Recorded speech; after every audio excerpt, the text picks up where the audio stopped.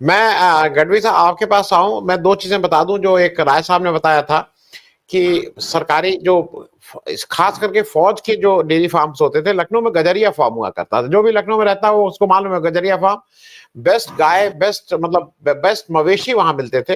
वो सरकार वो बंद हो गए। मैं दूसरा एक और बात कहूं, गौरव गोगोई की आज बात कर लें। गौरव गोगोई ने अपने को बार बार प्रूव करके मुझे अच्छा ये लगता है कि ये अब ये नेशनल लीडर के रूप में उभर के आ रहे हैं। ये पूरे देश की बात कर रहे हैं और देश की बात ही नहीं कर रहे थे। एक अच्छा ये लग रहा था कि वो बहुत एग्रेसिव भी थे। जिस तरह से उन्होंने आज ओम बिरला को घेरा, ओम बिरला भी मतलब थोड़ा जिसको कहते हैं ना दांत चियारे नजर आए, उनको कुछ समझ नहीं आ रहा था कि हम करें क्या। उनको उन्होंने घेर लिया था ठीक से। मैं एक बात इसलिए उस पर कह दूं कि अखिलेश यादव को बीजेपी प्रेसिडेंट, भ्रष्टाचार, गलत ढंग से पैसा कमाने पे नहीं बोलना चाहिए।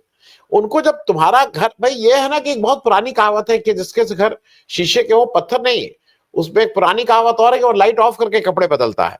तुम लाइट ऑन करके कपड़े बदल रहे थे, तुम्हें नंगा कर दिया अमित शाह ने। आज आज अमित शाह को आपने ऐसी लूज बॉल दी और अमित शाह ने बिल्कुल ठीक इंटरवेंशन किया। मतलब आई मस्ट एडमायर, जो सही बात है। आप कौन होते हो बताने के लिए कि प्रेसिडेंट तुम्हारे यहाँ, तुम ही प्रेसिडेंट, तुम ही।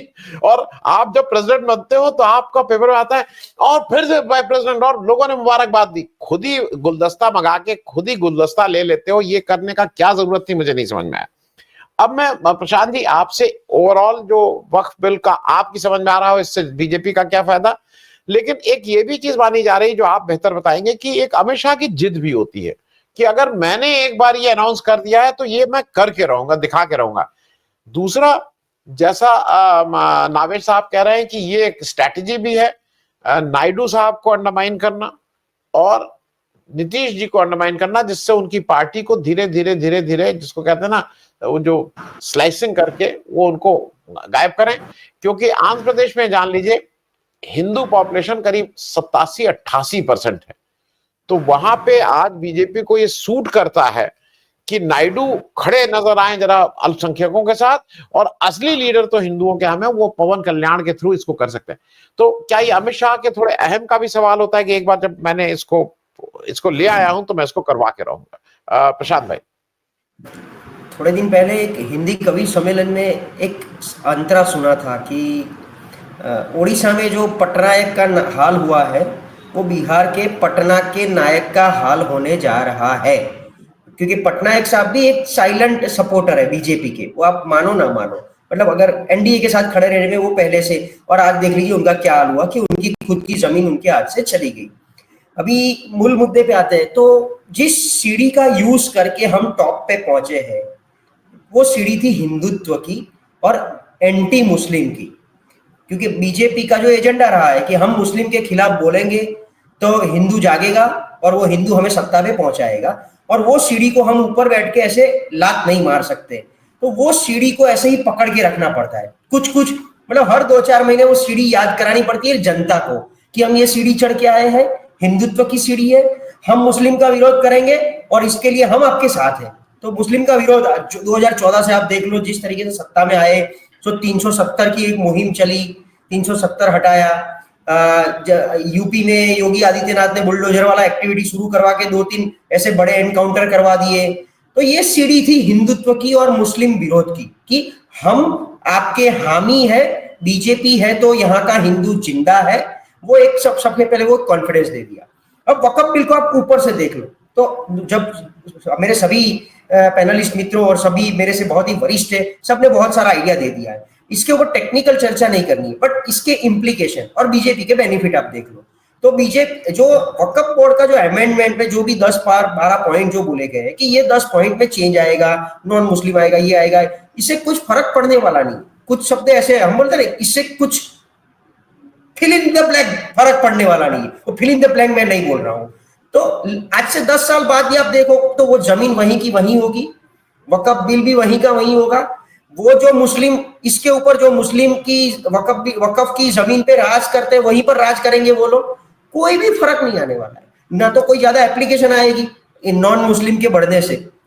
इसका इम्प्लीकेशन जो मैंने सीढ़ियां याद कराई आपको, तो बीजेपी क्या करना चाहती है, पूरे देश को दिखाना चाहती है थियोरेटिकली कि हम आप हिंदुओं के साथ है जितना मुस्लिमों ने हिंदुस्तान के ऊपर राज करने का ट्राई किया है, उसको हम रोक लगाने के लिए थियरेटिकली जो ऐसा कि पॉलिटिकली हमको अफेक्ट ना हो, प्रैक्टिकली मुस्लिम को भी अफेक्ट ना हो, क्योंकि ऐसा नहीं है कि पूरा मुस्लिम सिर्फ और सिर्फ हिंदुत्व के खिलाफ है या मोदी के खिलाफ है।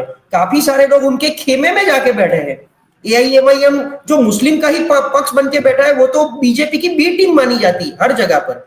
उन्होंने खुद ने भी काफी सारे सौदे कर लिए कहीं जगह पर, अपनी जीत के लिए, अपने स्वार्थ के लिए, हर जगह पर सौदा किया है।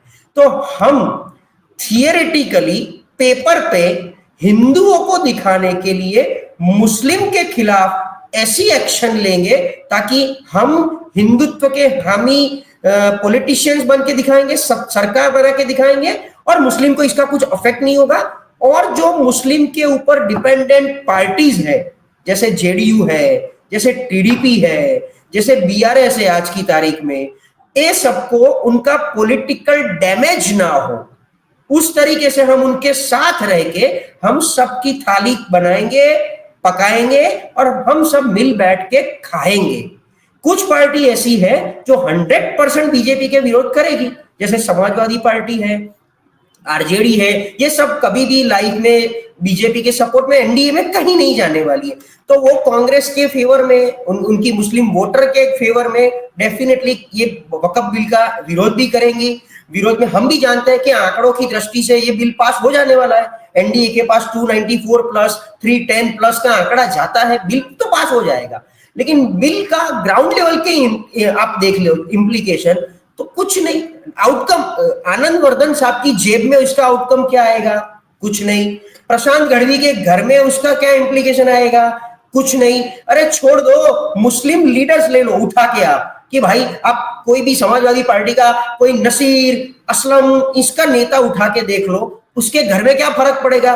कुछ भी नहीं।